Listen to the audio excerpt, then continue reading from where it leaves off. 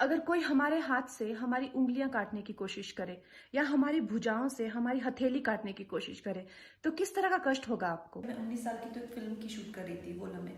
तो उसमें मेरा जो कैरेक्टर था बहुत ही ट्रॉमेटाइज्ड था। तो नर्वसनेस में बहुत स्मोक करती थी। तो मैं छोटी सी थी तो मुझे आके सिगरेट दी जाती थी और मुझे सब कहते थे कि जरा बच के रहना, तुम्हें आदत ना लग जाए। मैं सोचती इस इतनी गंदी चीज़ की कैसे किसी को आदत लग सकती है। मतलब खांसी आती है, उल्टी है, चक्कर सा आने लगता है।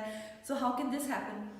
पर जैसे 6-7 महीना शूट करते रहे उसके बाद मुझे नहीं लगा मुझे कोई आदत लगी। मगर उसके बाद जैसे दोस्त कोई आ गए, 2-3 सिगरेट पी रहे हैं तो एक सिगरेट ले लेना, फिर धीरे धीरे अपना पैकेट रखना शुरू कर दिया, फिर धीरे धीरे 10 से 12 सिगरेट्स। और फिर मैंने देखा जैसे कभी पेरेंट्स हो साथ में तो मैं उनके सामने तो कभी नहीं पी, मगर एकदम से बौखला जाना या एकदम से पीना ही है तो कुछ ना कुछ ऐसा प्लॉटिंग प्लानिंग करके खिड़कियों से कूद के कुछ भी ऐसा लगा जैसे किसी चीज़ ने गुलाम बना लिया। और मुझे एकदम से वो हो जाता है कि मुझे कोई चीज़ ऐसे जब रूल करने लगती है। तो मैं बड़ी विचलित थी उस दिन। तो मैंने अपने दोस्त जो मेरे योगा गुरु भी हैं सूर्य नारायण, उनसे कहा, मैंने कहा सर ऐसा लगता है कि जैसे किसी ने गुलाम बना लिया। और जो तलब आती है उसके बाद में जो थकान महसूस होती है, लाइफ में ऐसी कोई चीज़ नहीं है जिसने मुझे इस तरह से कंट्रोल किया हो। तो उन्होंने कहा ये तो आपके स्टेट ऑफ माइंड है। I said how is it possible.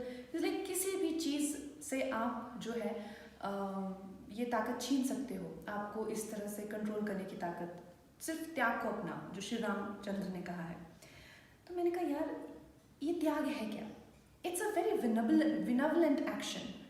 It is scientifically it is design to evolve you as a human being. अगर आप अपनी विल पावर पे काम करना चाहते हैं तो धीरे धीरे आप चाहे उपवास रखिए छोटे छोटे, जैसे मैंने कल दान दिया, तो आप त्याग उसी चीज़ का कर सकते हो जो आपको चाहिए होती है, जिसकी आपको ज़रूरत होती है। इससे आप अपने कैरेक्टर को बिल्ड कर सकते हैं, आप अपनी ज़िंदगी की कमान अपने हाथों में ले सकते हैं। फिर धीरे धीरे स्मोकिंग छोड़ी, धीरे धीरे ऐसे दोस्त छोड़े जो कहीं ना कहीं थे तो दोस्त मगर सिर्फ नुकसान ही करते थे लेकिन छोड़े नहीं जाते थे। फिर धीरे धीरे मैंने ऐसा देखा कि कुछ रिलेशनशिप में अगर आप आते हैं तो कुछ लोग आपका अच्छा करने की वजह ज़्यादा बुरा करने लग जाते हैं, तो उनका त्याग किया। धीरे धीरे त्याग करते करते मैं ये नहीं कहती कि मेरी लाइफ परफेक्ट है, मगर मेरी लाइफ पे डेफिनेटली मेरी ही चलती है। मुझे कोई जो है उस तरह से कंट्रोल नहीं करता है जिस तरह से एक वक्त पे बहुत सारी चीज़ें कलेक्टिवली करती थी। ये सच है, मुझे ऐसा लगता था और ऐसा ही हुआ। जैसे ही मैं घर से भागी, 1.5-2 साल में मैं एक फिल्म स्टार थी, एक ड्रग एडिक्ट थी। मेरी ज़िंदगी में इतने सारे कांड चल रहे थे कि मैं ऐसे लोगों के हाथों में लग चुकी थी कि जहाँ से मुझे शायद मौत ही निकाल सकती थी। ये सब इतना सब डेंजर हो चुका था मेरी लाइफ में जब मैं टीनेजर ही थी अभी। तो सोच लो मैं कितनी खतरनाक हूँ।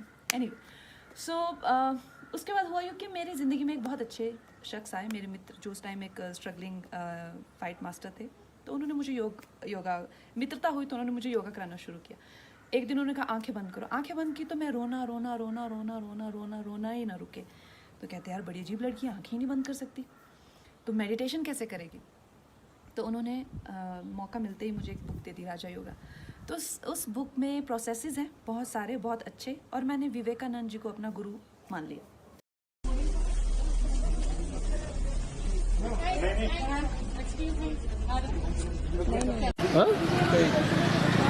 थाली